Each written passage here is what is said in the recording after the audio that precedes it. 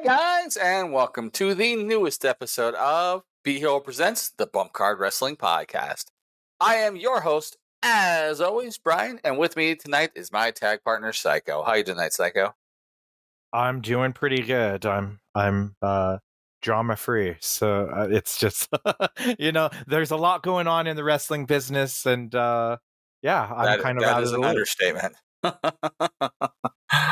All right. With that being said, guys, been having a really fun time in my career as of late. I'd probably say within the last 2 years have been my favorite years in this business. And I think a large part to do with that is finally finding a gimmick for me that I really did enjoy. Something that was able to be more me, to bring out the fun for me. For those who don't know, when I started my career, I started off as in a tag team, and we were ostensibly gangbangers. That was myself, my tag partner at the time, Mach Martinez. We were the Martinez boys. They wrestled as me and Mike Martinez. Name given to me by Psycho himself. Hey, Uh, it must have worked. I mean, you used it for how long? yeah, because I didn't have anything else. Like, I didn't have a better option at the time because I tried different things over the years. Mhm. I wrestled as me and Mike Anderson to try to do an MMA gimmick. So it was me and Mike Anderson, MMA. I tried I wrestling somehow after think that's Mass. worse, Oh, but yeah. go on. Um, I wrestled as under a mask name known as Red Phoenix. Uh, I wrestled a variety of things, but I always came back to me and Mike because it was something I knew, something I had homage to, thanks to you, that I could go with. But it wasn't until I repackaged myself and refound myself with the Mike Burke CEO gimmick that I was able to really enjoy myself. And not only that, but really get over with the fans as a heel better than I had ever been before. Um, so much so, Utah State television champion. Very happy about that. I really do like your current gimmick with the CEO gimmick of Mike Burke. I think that finally, I don't know, some of your other gimmicks, even starting with Mean Mike Martinez and all of that, and Mean Mike, it's like I feel like it had a shelf life or a ceiling to it, right? But the CEO gimmick for you, it feels like it could be, probably the best gimmick that you've had, and it seems more natural for you. I agree. Like, it feels right as well. Like, there's not a lot of effort I've had to do. One of the hardest things in this business is trying to find your character, your gimmick, your persona, as it were, and be able to establish everything that you need to go with it and make it flow so, fluidly. Uh, as an example, like Austin has gone and done gimmicks where he was a Hollywood blonde, right? Like he was trying to be the pretty boy and stuff like that. That's just not who he is, right? Not that he didn't do it well, but Stunning Steve Austin is not who Steve Williams is, right? Where Steve Austin, the rattlesnake, is Steve Williams turned up to 11. Well, and kind of talking about like from a personal standpoint, like as as fun as like Jason Fox, my old gimmick, this 6-member fencing, or Wildcat James Murray, or the Groove Machine, right? All those gimmicks that I just kind of toyed around with. Psycho was the gimmick that really I don't know if it was completely me in the beginning, but it was something that I could really sink my teeth into, and I made it my own. Uh and then I feel like in later years the Psycho gimmick kind of evolved, and it became even more and more of myself that I Yeah, would throw into it. I agree, especially when you got to the Dr. Psycho level and everything else like that when you're running as a manager. I think that was probably the most, not just you, but easily you. Like, and that's what I think comes to a lot of this is when you finally find something that is just, it fits. It's so easy right? Mhm. To be that character, to feel that energy right off the bat. And then for you, I think that Doctor Psycho and post Doctor Psycho character was Mhm. probably your best. But the reason we're bringing all of this up is tonight we are going to talk about some of the best repackaging, regimmicking, refinding of themselves in wrestling business and wrestling history of all time. Yes. So we have a And lot of sorry. oh, I was just gonna say that, yeah, we were talking about a little bit about the criteria for this. This isn't necessarily like a stunning Steve Austin to a Stone Cold Steve Austin, because that, like, stunning Steve wasn't bad enough, right? To go, it was just taking it to a new level. We're talking about, oh my gosh, that was horrible, never gonna get over, to something that catapulted them into, something that they're more known for. Alrighty. So let's go ahead and start us off tonight, Psycho. What is your first one? Okay, this one's a pretty good one. I've got Isaac Yankem DDS into Kane. Now, Uh, now, you're going to skip right over Diesel too, huh? no, no. So I want to bring that up because although Isaac Yankem came before the fake Diesel, right? But yeah, all of those horrible. He was Unabomb as well, and then the fake Diesel, Isaac Yankem DDS, all of those pretty bad. So he was kind of struggling to find what worked. Um, and then the gimmick Kane, right? That one stuck. That one was actually Hall of Fame worthy, right? Yeah. Because it shouldn't have been, or I should say, it very easily could have been. So for those of you, obviously you can't see us. Brian there is holding up a Kane action figure. Um, So, that's just ironic. But that Right. you have that. I had no idea that you just have that on hand. Um, It's been sitting on my desk for like almost like I think 8 months now. well, I can't see, like, look how tiny that is back there. But anyway, um, Giggity. Kane should have been something that was kind of around for maybe a flicker, for the storyline with his brother Undertaker, doing that. It I don't think anybody thought that it would have the legs that it did and was able to be his main gimmick for years and years and years. Like, Yeah. honestly, like, what, decade? 20 Yeah, years, I think is what it was for him as Kane. And it insane. was like it was supposed to be Taker going against Kane, rolling up to I think it was Survivor Series, or SummerSlam. It was right around that time. And that was it. That was going to be the whole of Kane. It was WrestleMania, actually, because Kane debuted at Bad Blood in October of Yeah. '97, and then they had their first match at WrestleMania 14 in '98. So, Okay, then building the WrestleMania. right. But either which way, that was it. That was going to be the whole story, and then we weren't going to see Kane again. But Kane not only had so much legs, there was just so much that they were able to eventually do with the character, right? And then he became his own. He literally got out from his brother's shadow and everything else like that. Um, Before I forget, though, I this is perfect. We were talking about this. So I was watching today on the Tickety Talk a a scene from SmackDown from many years ago. It was the Brothers of Destruction, Kane and Taker, going up against Kai and Tai. You know, Taka Michinoku and the number one Japanese announcer Funaki. And what had happened was right at the beginning of the TikTok, Kane picks up Funaki for the last drive, which for those who don't know is the powerbomb. Picks him up, and then as he pulls him over the top to do the like wedgie lift, he ends up throwing him behind him, and Funaki ends up kind of face bumping while standing on there, which is not the proper way of doing the power bomb. And Taker walks over and goes, "What are you doing?" And he goes, "Oh," you're like, you can see with Kane's like gestures, he's like trying to do your last ride thing. And he goes, "No, no, no, let me show you."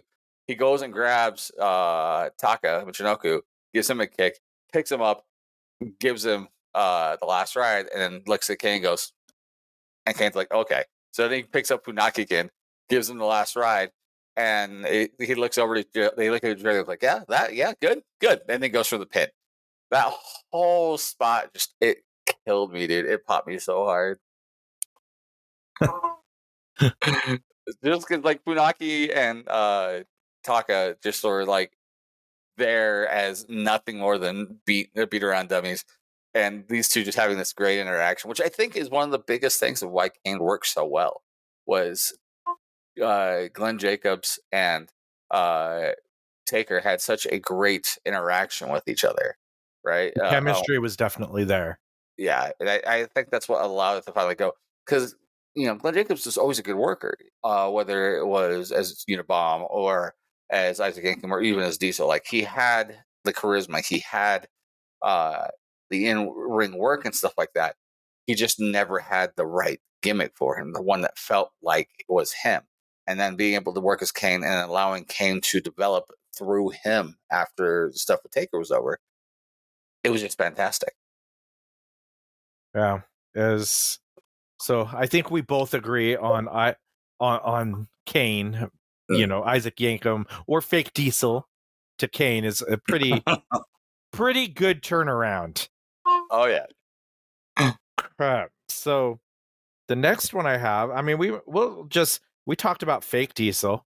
Let's talk about now. I could have went with Vinny Vegas to Diesel, but there's a worse one there with that same guy, Oz to The gimmicks Diesel and Kevin intolerable. Nash. Yes, like that guy had a lot of bad gimmicks thrown on him, like Oz, which is a place, not a person, but they made it into a person. So he wasn't like the Wizard of Oz. No, he was Oz. Who happened to look like and act like a wizard. It was nothing but emerald green. Right. And he I believe they had him come out with like the flying monkeys. Like they were dressed as monkeys like that would come out. Horrible. And maybe even the munch I think there was the lollipop gill, like coming out with him too. It was horrible. And this was WCW, if I remember right? Yes, it was Yeah. WCW. And part of the story with that, by the way, is that Turner, Ted Turner and Turner Broadcasting, they had just secured the movie rights for The Wizard of Oz. So they were trying to do like some cross promotion, to promote that they had the rights to The Wizard of Oz to air on like Turner Classic Movies or whatever. And of course they had to make it into a wrestler. It's Well, I mean, that's how we got Glacier too. yes. It's I mean, with Glacier it's not bad gimmick to something else, it's just the bad gimmick. So no, But Ray Glacier's did a a good great. dude, guy though. Yeah, Yeah, Ray I did would a say great job with it. he did a great job with that gimmick. He did. But yeah, Oz to Diesel, like he went Oz, Vinny Vegas. I think that was pretty much it. But two Vinny Vegas wasn't horrible, but it wasn't going anywhere.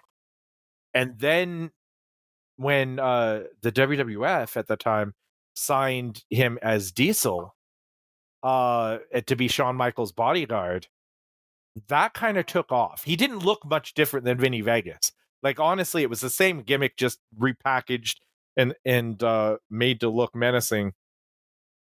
But that was a situation, right place, right time, and they put the rocket behind them, and it worked. I don't know.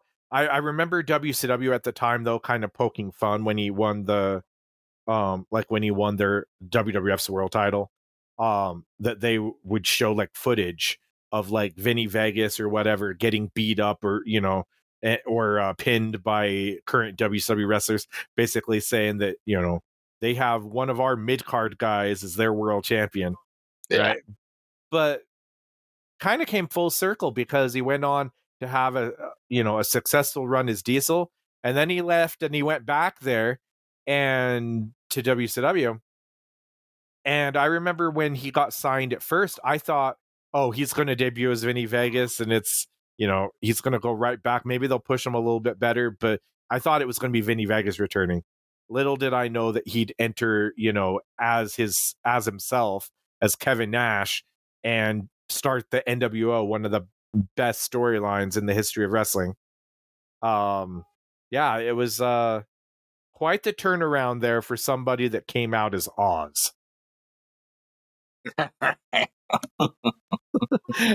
I mean, would you agree that that's I think gimmick wise, it was a great turnaround. I think in relevance to like Kane, where Kane always had the ability but didn't have the gimmick. Mm-hmm. I think that Nash needed a really good gimmick to be able to be over and then go as far as he did, because he was a good big guy, but at the time he wasn't really different than say like Sid Vicious or some of the guys in that size range, right? But Yes. Diesel and then later on Kevin Nash himself during the NWO, that allowed him to be different, to be able to get over because he was different. His in-ring ability was, like I said, on par with some of the other big guys out there because they didn't have to do a ton. But having the ability of having more to your character to bite into was what got him to where he was. Yeah, and honestly, once he started like throwing himself into the gimmick, again, it became more natural and it was easy for people to relate to later on. Mm-hmm. So, here's a good one. And we kind of talked about it before we started taping here or recording, but Scotty Flamingo or Scotty the Body, or Johnny Polo. Oh, yeah, I forgot about Johnny right? Johnny Polo, all the same guy. And honestly, like Johnny Polo as a manager, not that bad, compared to kind of where he began. But did he run around with a big old like old school cell phone and stuff too? No, that was Paulie Dangerously. Oh, that was Paulie Dangerously. That's right. No, he was basically like he came out with like oh gosh, what do they have like to it was basically like like when they ride horses or something, right? It's like it was like I want to say it's called a crop. I think that's what it's called. Yeah, I think it was something like that. He used to come out with something like that when he'd come out, or maybe it was it was some sort of a stick or something that he'd come out with, and then he managed the Quebecers, and it was it was. I mean, as a manager, he was, he was entertaining as a manager, and he also did commentary for like, WWF Superstars or Challenger, whatever it was. I think with Gorilla Monsoon or whatever, but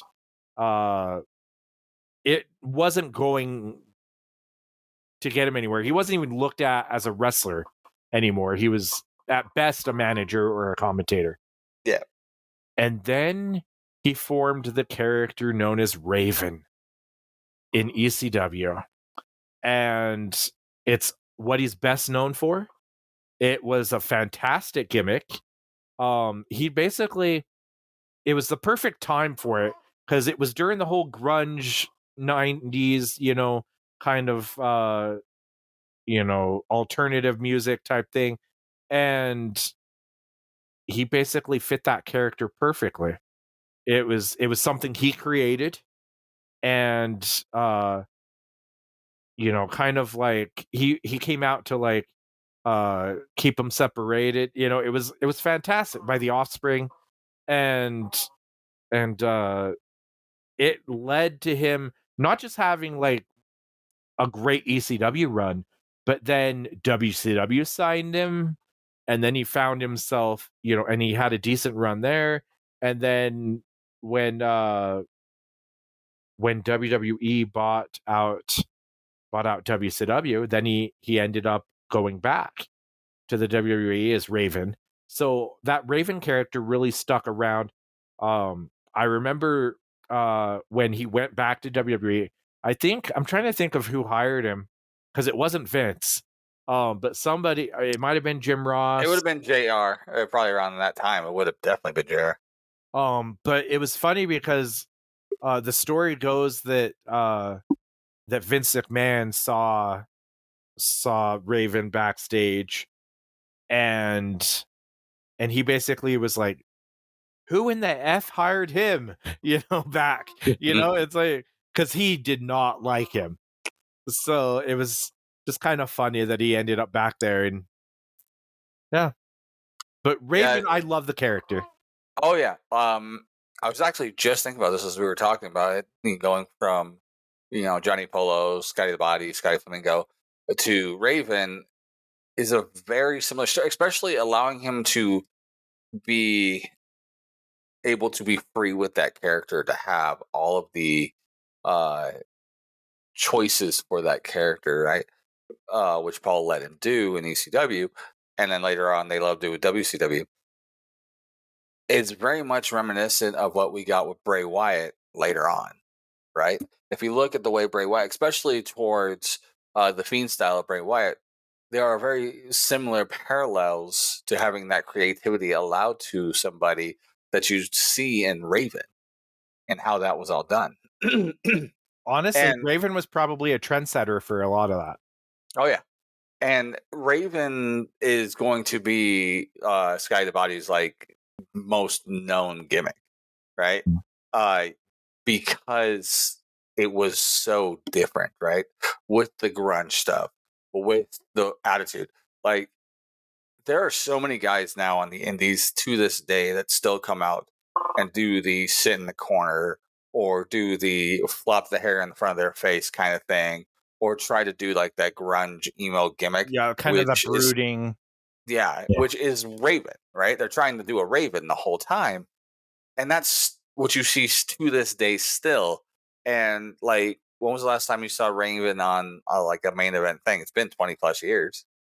Yeah.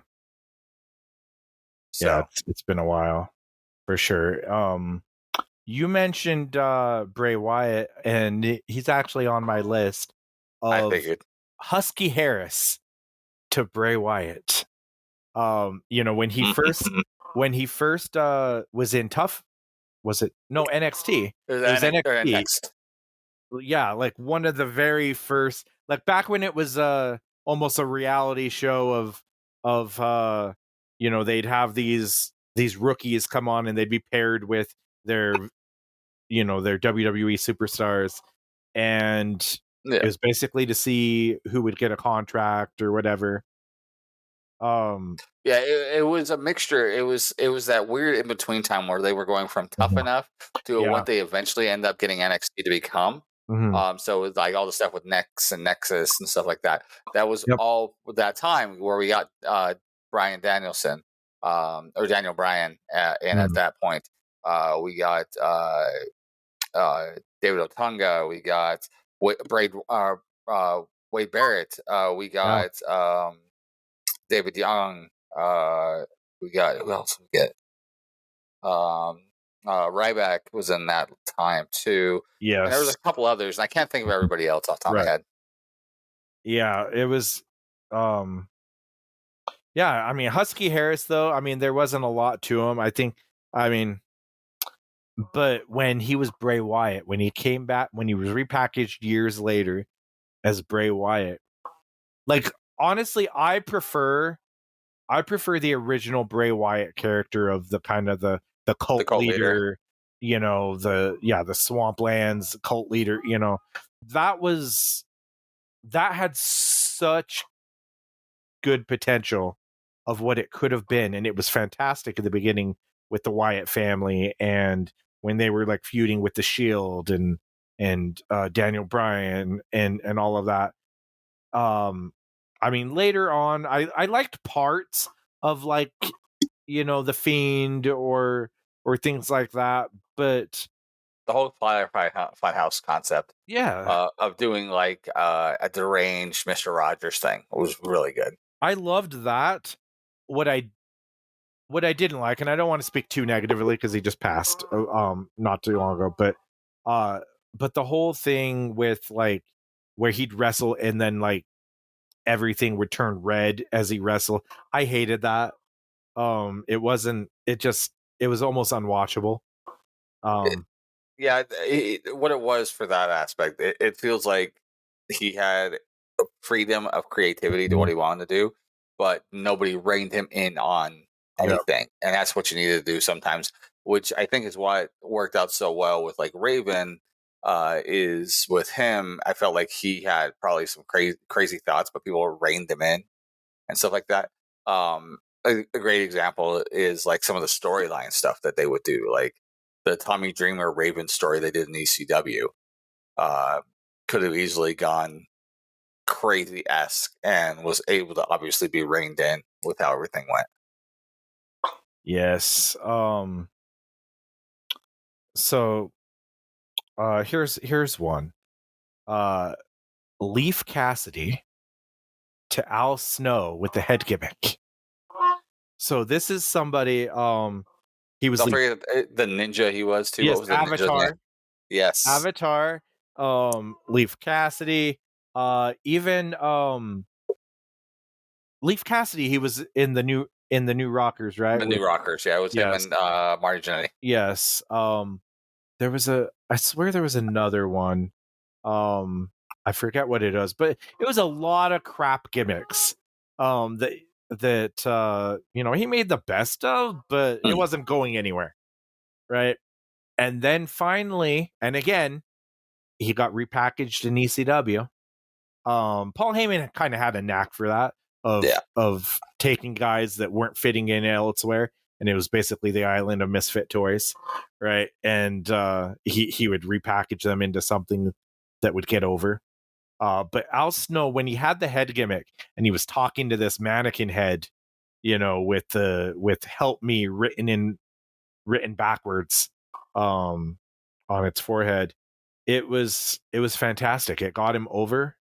Um, and I think that when he was in ECW doing it, they didn't have the catchphrase yet that came later in the WWE. It didn't have the "What does everybody want?" I don't think that that was an ECW thing. So they no. added that later on. And even that, like going into that, like he didn't have the catchphrase when he came over to WWE because Mhm. they were doing stuff with the Job Squad for a hot minute. It wasn't until after the Job Squad, if I Yes. remember right, that he even got the catchphrase. Yeah, I don't remember exactly when the catchphrase came, but I do remember a horrible match that he was in as Al Snow with the head gimmick. He was in a like a I think it was a tag team match, or maybe it was a I forget, but it was I think he was wrestling, or maybe somebody else was wrestling head, like it was a match, and because you couldn't pin head because he has no shoulders, right? Oh, it And was a tag team match, yes, it was a tag team match, and and the way they beat him out, they had the Head and Shoulders it bottle. was too cool that they were working, and it was Jerry Lawler that gave Brian Christopher the Head and Shoulders bottle. Oh my gosh. Like, I get it, but horrible. Horrible. That's That's a fantastic. Vince I was Russo actually idea. 100%. I was watching a video of that exact match like a week ago. Oh my gosh. That's like you having the Kane Yeah, action figure. Timely. that's what I do.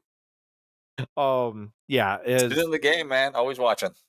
but I think that's what he's most known for now is having the head. Like I think if when he does indie show or does appearance or whatever, he always has the mannequin head now. So the very first show I ever worked with Al on, it Mm. was a war show, and he was tagging. It was him and Rick Anderson or Alexander. Is that a Mhm. Brick or Carrie? Assassin Spencer Cage. I can't remember which one. They were tagging against. I want to say it was Brad Madden. I could be wrong, but Al didn't do anything in the match until the comeback. at the end on the hot tag, and the crowd lost their mind when he gets tagged in, does the hot tag with the bump and feed, and as he's posing, he grabs head and says, "What does everybody want?" and lifts head up, and the crowd loses his mind, or loses their mind. And I talked to Al after that, and I'm like, "Man, that was great," and the crowd just went insane on the hot tag. So like, I goes, "Yeah, like you need to build to what they want, what they're angering, like that they need that the feed, like you need to feed what they want, but you need to tease them with it up to that point. You need to get them salivating up to that, and then give it to them at that highest point." And that's exactly what he did. And that's exactly what you can do with a gimmick like that. If he would have done anything, like if it would have been him as a Leaf Cassidy instead, there wouldn't have been anywhere in that same level. I mean, knowing Al, he probably would have figured out something to work in that same way, but it would have been totally different. Yes. Yeah. He carried it, it lasted him, decades as well. Hmm. With that gimmick. Here's another one that's kind of timely. So I'm going to kind of lump them all in, but one guy came out of it to actually succeed with. Spirit Squad to Dolph Ziggler. So the Yep. Spirit Squad was a bunch of guys. I think it was maybe like 5 guys. I forget. Maybe it was It 4 was five or dudes. 5. Yeah, it was 5. And they Yeah. were a male cheerleading group, and um, they got pushed too. They were feuding with like DX, right? And teaming or siding with Vince McMahon against DX. And the gimmick was horrible. Like honestly, like nobody else. I don't think anybody else besides Dolph Ziggler actually like survived that for their career. Like everybody Um, for the there most part, yeah. There's two of them, Mikey and one other one. I can't remember which what the other one. I think it's Mikey and Kenny. right, They Kenny ended up, Dykstra had a little bit. yeah. Well, both him and Mikey ended up doing runs on the Indies as the Spirit Squad, by themselves, for a long while after. I'm sure they made a little bit of money off of it, right? Because that what else were they going to do at that point? Yeah. But Dolph Ziggler, and which is funny because we talk about a great repackaging. Dolph Ziggler, like by itself, if you just kind of listen to that, doesn't sound like it's a good gimmick. Doesn't sound like it's a good name. It looks like it's one of those like random name generators that usually come out of NXT or something like that, you know. But he made it work, and he debuted with he would just go up to somebody and say Dolph Ziggler, and just put his hand out. That was how he debuted. He was just introducing himself Yeah. because I guess somebody probably in creative thought the name Dolph Ziggler. That's hilarious. That it'll get over, without anything else added to it. Um, and Dolph made it work because I think mostly because of his work rate Oh yeah. and he threw he threw himself into it. Like it seemed like it was just him turned up a notch with a silly name. Um, but I throw that on there because the Spirit Squad was so terrible and like nobody had, you know, it was something that nobody should have survived, but Dolph did. And because I mean, I don't even throw the Kenny Dykstra thing on there because yes, Kenny Dykstra did a little bit after Spirit Squad, but Kenny Dykstra that never went anywhere either. So Yeah. so yeah, he never made it out of the repackaging. You know, Yep. um, I would say, um, another one. Uh, what about? Let's see here. Trying to look at some. Okay, what about? This isn't too terrible, but it's something that definitely got repackaged. Mortis. We are talking about Glacier. So Mortis to Canyon. Uh, Mortis. Mortis itself actually wasn't that bad, but it wasn't. It was too video gamey probably to really get over with the the It audience was in the very in the very 90s. pigeonholed. There wasn't a whole lot you can do with it after a little bit either. Like I said, it was too pigeonholed. Yeah, like his work rate was there, and it was like honestly, like him versus Glacier, great feud, right? Or at least I don't know about great. We're really stretching the bar there, but it was made for that feud. And then Yes. once that feud was over, there wasn't a lot for Mortis to do after that. So when he was unmasked and he ended up being Canyon, well, now that really took off because he was able to create so many new moves. He was an innovator of a lot of different moves, and he actually trained. I think he did the stunts for the movie Ready to Rumble and trained a Mm. lot of those guys, like David Arquette.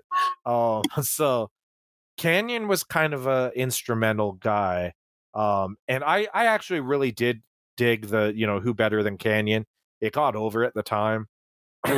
It was the best kind of like catchphrase too, um, because it was kind of like the Kurt Angle "you suck" concept, right?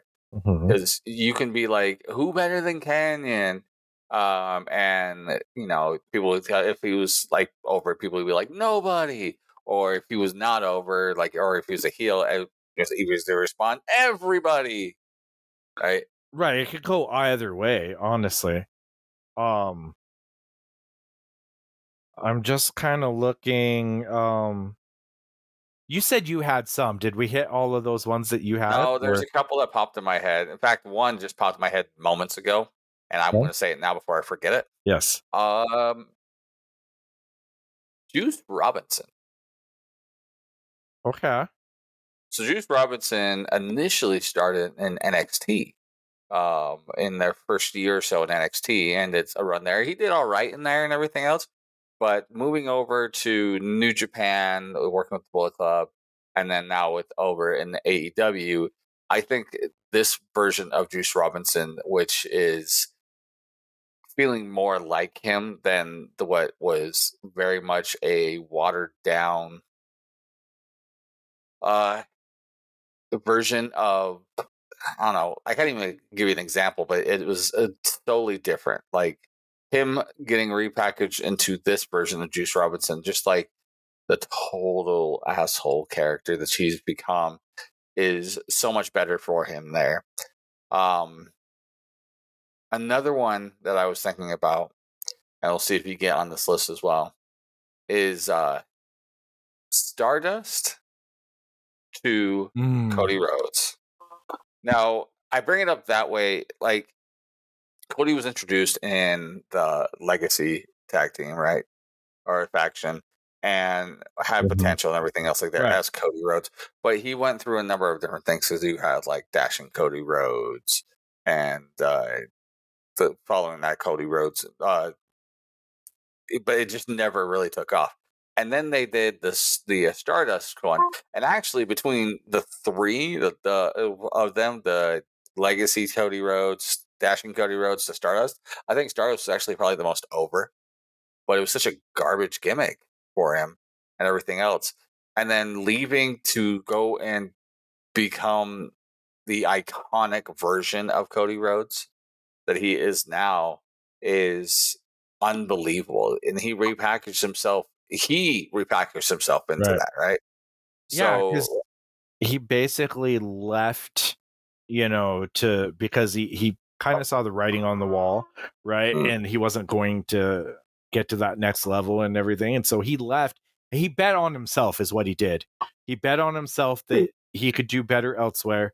And I don't know if the plan all along was to kind of do almost what Drew McIntyre did of leaving and making a name for yourself and getting brought back like so many others have done. But when he left and he was that guy that always wore the suits, and he helped create another wrestling promotion, and he was like business Cody Rhodes basically. mhm. Um it He completely changed how people view him. I consider him the captain, Cody Rhodes, essentially at this point. Like, if you look at like the way his gimmick comes out when he's coming out to the ring with his ring attire, and the way he presents himself and everything else like that, that's that kind of feeling that he gives off. Um, but again, going back to what we talked about with these repackagings, which is so important to when you're coming up with your gimmick, is finding your truth, right? And then expressing that out as best as you can and turning it up to 11. I was actually having a conversation with one of our trainees tonight at training about this. And I was talking to her about it and expressing to her, like, what is it that you like to do? What is it that is you right now? Because she came up with a name that she wants to do for her gimmick, but it is such a basic name um, for something like this. You see a lot of people, especially in the indies, come up with things like the killer, right? Or the badass, or something like Of course, that. everybody wants to be that, right? Well, the way I expressed it to her is you do not determine if you're a badass, right? Or if you're unstoppable or creepy or whatnot. You do not determine that when you first debut. You have to have that storyline or that match or something to define you based off of that, right? So if someone's like, why is he a badass? Oh, well, go watch this match and see when he went against this person, right? What you need to do is have that backstory to build it for you. Um, this trainee, she's also an artist, like she's going to school for art. And I told her, well, do an art gimmick, do a painting gimmick, right? And make it where that your canvas is now the ring and you want to express your art through what you do in that ring, right? And that is a perfectly fine gimmick. It's very basic and there's a lot of people out there, but you can make it your own. But that's what a lot of these people we've talked about, including like what Cody has done, and even like Drew McIntyre when he left, because he did the 3-man band nonsense and Yeah. everything else, and then left and came back to this, Scottish badass that Yes. we have now, right? Right. True. So all of them took that truth about them and turned it up to 11 to express who they are. Bray did it, Raven did it, Scott or uh, Cody did it. Everyone we talked about tonight and these changes to these repackagings did that. I mean, Kevin Nash literally did that. He went to become himself. Yeah.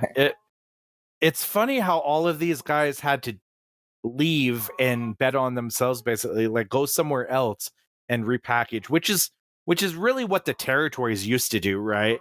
Back in Yeah. the day, you could leave and go somewhere else and start fresh and find something over and then go back, a year from now or whatnot, and just keep bouncing around. Uh but most of these guys that we've talked about, I'm pretty sure they didn't most of them didn't get repackaged staying in the same spot. They had to No. leave and figure out who they actually are.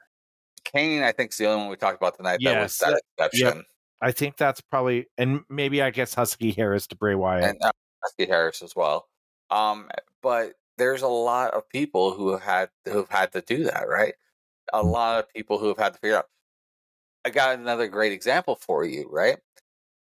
Of someone that had to leave to go find themselves, and really that helped them become who they are at this point. Christian from Mhm. Edge and Christian Cage. He was stuck in the low mid cards while Edge was rising up, right? Mhm. And he left and went to Impact with Christian Mhm. Cage and eventually became the Impact champion over there, doing great work over there. And then, eventually he had to step away with his concussions, everything else. But then he comes back, huge ovation with stuff. And oh, I'm sorry, before his concussions, he did come No. back to WWE, Yes. but he had all that run, and he ended up with the WWE title for a Mhm. hot minute Right. because of how much he worked there. But now look at him after making his return and what he is doing in Impact or in AEW AEW. right now. Yeah. He is hands down the best heel AEW has right now. Only I because say this yes. I say this because MJF is the face right now. Yes. MJF basically, you know, kind of vacated that spot so Christian could take it. But Yeah. what a great job he's doing in that spot, because honestly, this might be the best run as a single star that he's ever had in wrestling. I so they're obviously right now pushing Edge and Christian to Adam face each Copeland. other. Sorry, Adam Copeland. To push each other through this program, right? I Mhm. think Christian is going to be the one that benefits the most out of this and makes that heel character that much better. I could see within the next year Christian with this character, especially depending on how this program works with Adam Copeland, he being the AEW champion. Yeah, I mean, he's that red hot with it. He's elevated the TNT championship Yeah. up to a main event status, Yeah. basically, because now they legitimately could do a pay-per-view where MJF could do the Ring of Honor tag team stuff and Christian can main event for the TNT title against whoever, against Adam Copeland, and it would not feel unworthy of it. They just did that pay per view. No, I know they just did, but I'm saying that it could be like a staple. They could have him main event multiple pay-per-views with it, not just a one-off. Yeah. And not just because Adam Copeland's making his debut and they need to put it last. It it's just amazing to me to see how many people go through this process, right? To repackage themselves, to redefine themselves, to find really their truth, their character by having to do that, by having to step away, or by having to not allow somebody else to tell them who they are, right? Yeah. There's so many guys that are that way, right? Another one that's just popped in my head is Eric Young, right? Eric Young's had to repackage himself multiple times, Yeah. to becoming who he is at this point.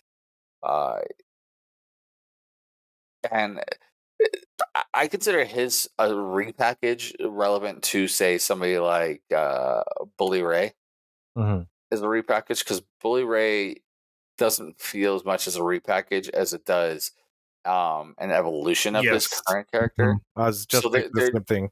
they're different in that aspect, because Eric Young's character was so different when he was on Team Canada to what he is now. It's not really an evolution, as that is 100% a repackage. And look at what Eric has done and all the stuff he's done. So, Yeah, and good guy too. yeah, Really a good guy. really good dude. So, you would never know this by his gimmick, but he's probably one of the nicest guys I've met in the business, honestly. Yeah, there's probably I mean, I've met a lot of nice guys, but yeah, there's a few that are like just above and beyond, like they don't feel like they have that a-hole to them. Yeah. Like when we had him on the show with us, not only did he do the seminar and then spent time with every single person in the seminar and stuff like that, but he sat down in front of the TV and watched every match and pulled people aside. People didn't have to come up to him. He pulled them aside and talked about the match stuff with him.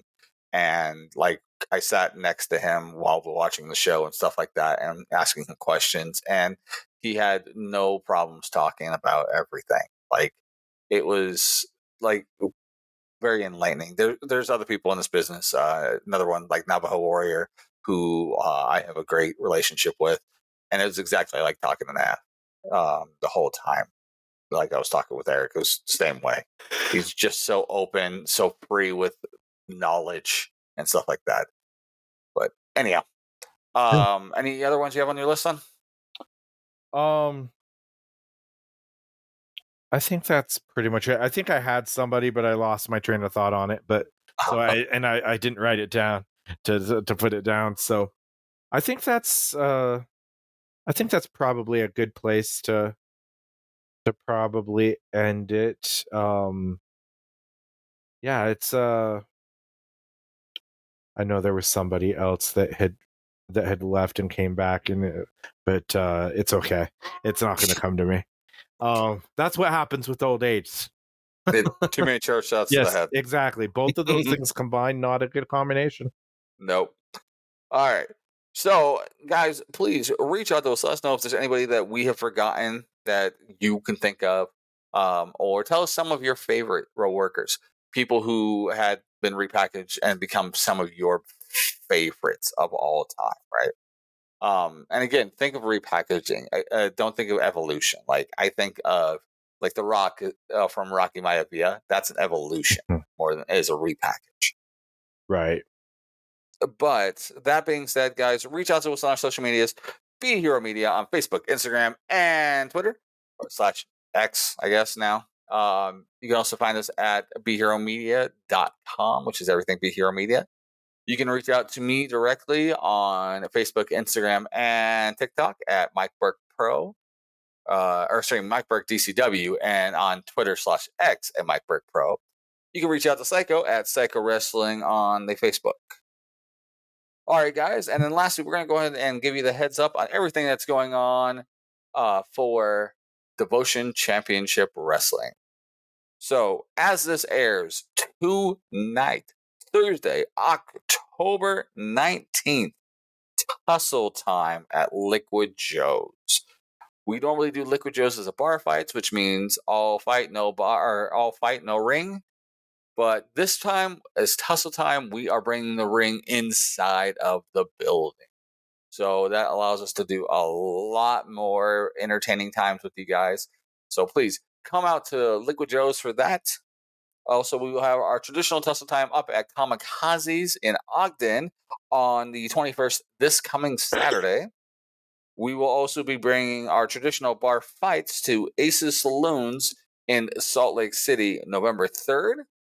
And then Payne's Giving, November 11th, right back here in Salt Lake City at Light Tree Studios for our next live taping. All of those tickets will be available to you going to Facebook and Instagram at Devotion Championship Wrestling or DCW Salt Lake City on TikTok. Try again, on Twitter. Man, I need to get used to calling Twitter X. That way I still wanting to call it TikTok when I mean Twitter. That all being said, guys, I hope you guys enjoyed this episode. It was quite fun going down memory lane and just thinking about how many great people out there, myself included, have been repackaged to their ultimate gimmick. And I hope you guys enjoyed this. For the rest of Be Hero Media, this is Psycho, this is me, and this is us tapping out. Have a great night, guys.